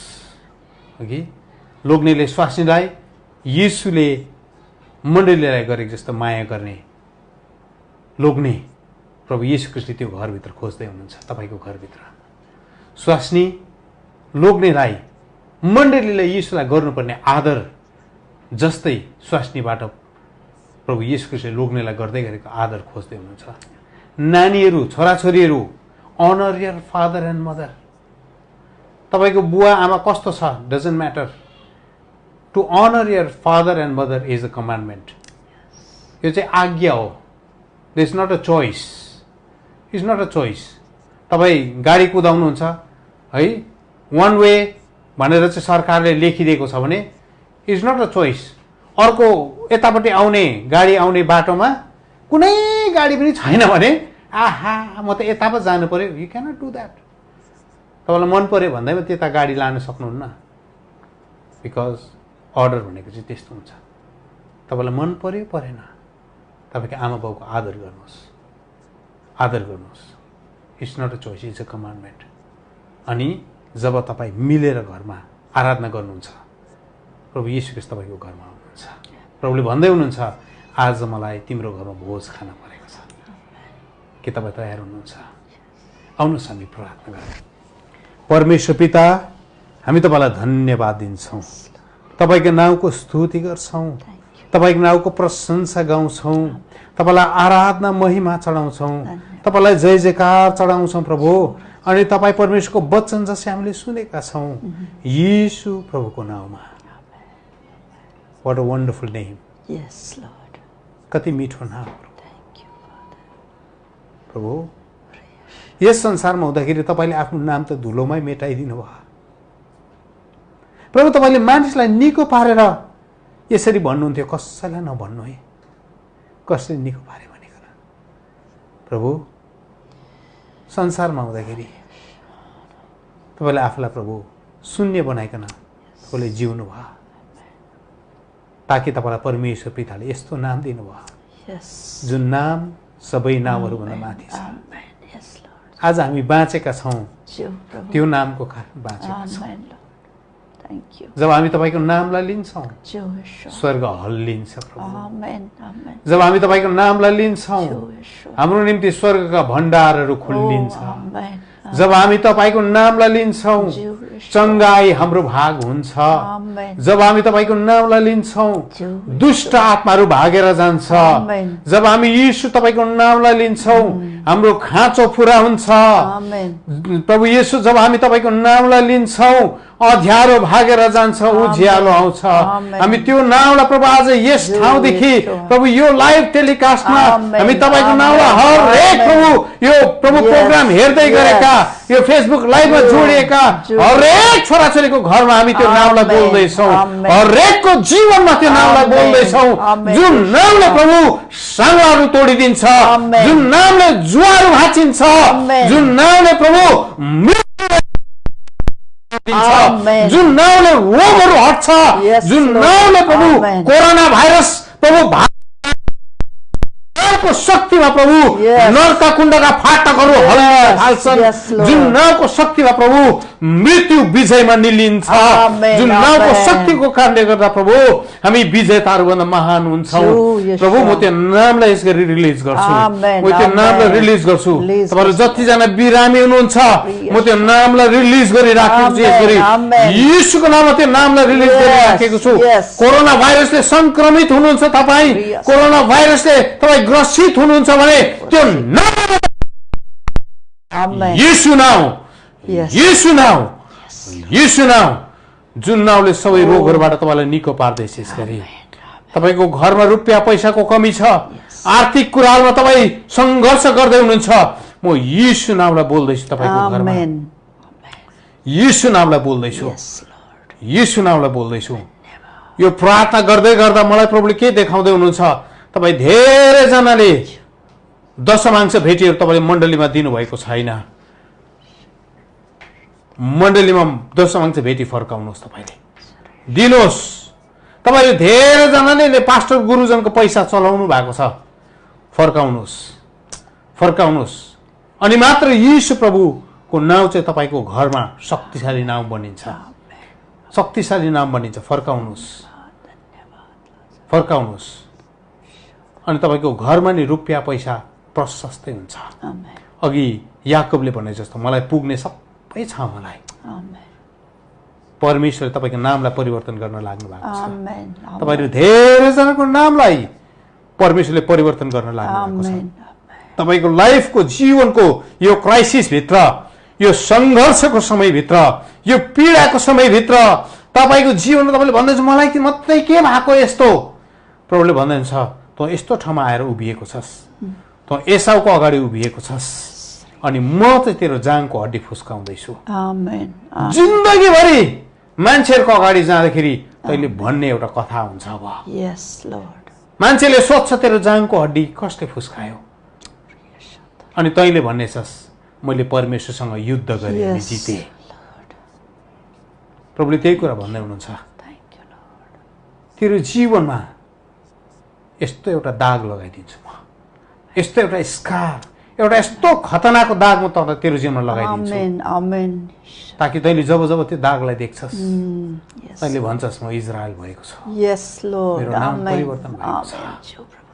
तपाईँहरू धेरैजना यो ठाउँमा सङ्घर्षमा जुझ्दै हुनुहुन्छ Thank you, Lord. म तपाईँहरूको लागि प्रार्थना गर्छु तपाईँहरू सबैजना बलियो हुनुहोस् यस गरी यीशु प्रभुको नाउँमा यीशु प्रभुको नाममा ढाड दुख्ने बिमारलाई यीशु प्रभुले छुँदै गरेको म देखिराखेको छु धन्यवाद। उहाँले छुँदै हुनुहुन्छ तपाईँको ढाड दुख्ने बिमारी यसै गरी निको हुँदैछ धन्यवाद, निको हुँदैछ ईश्वर।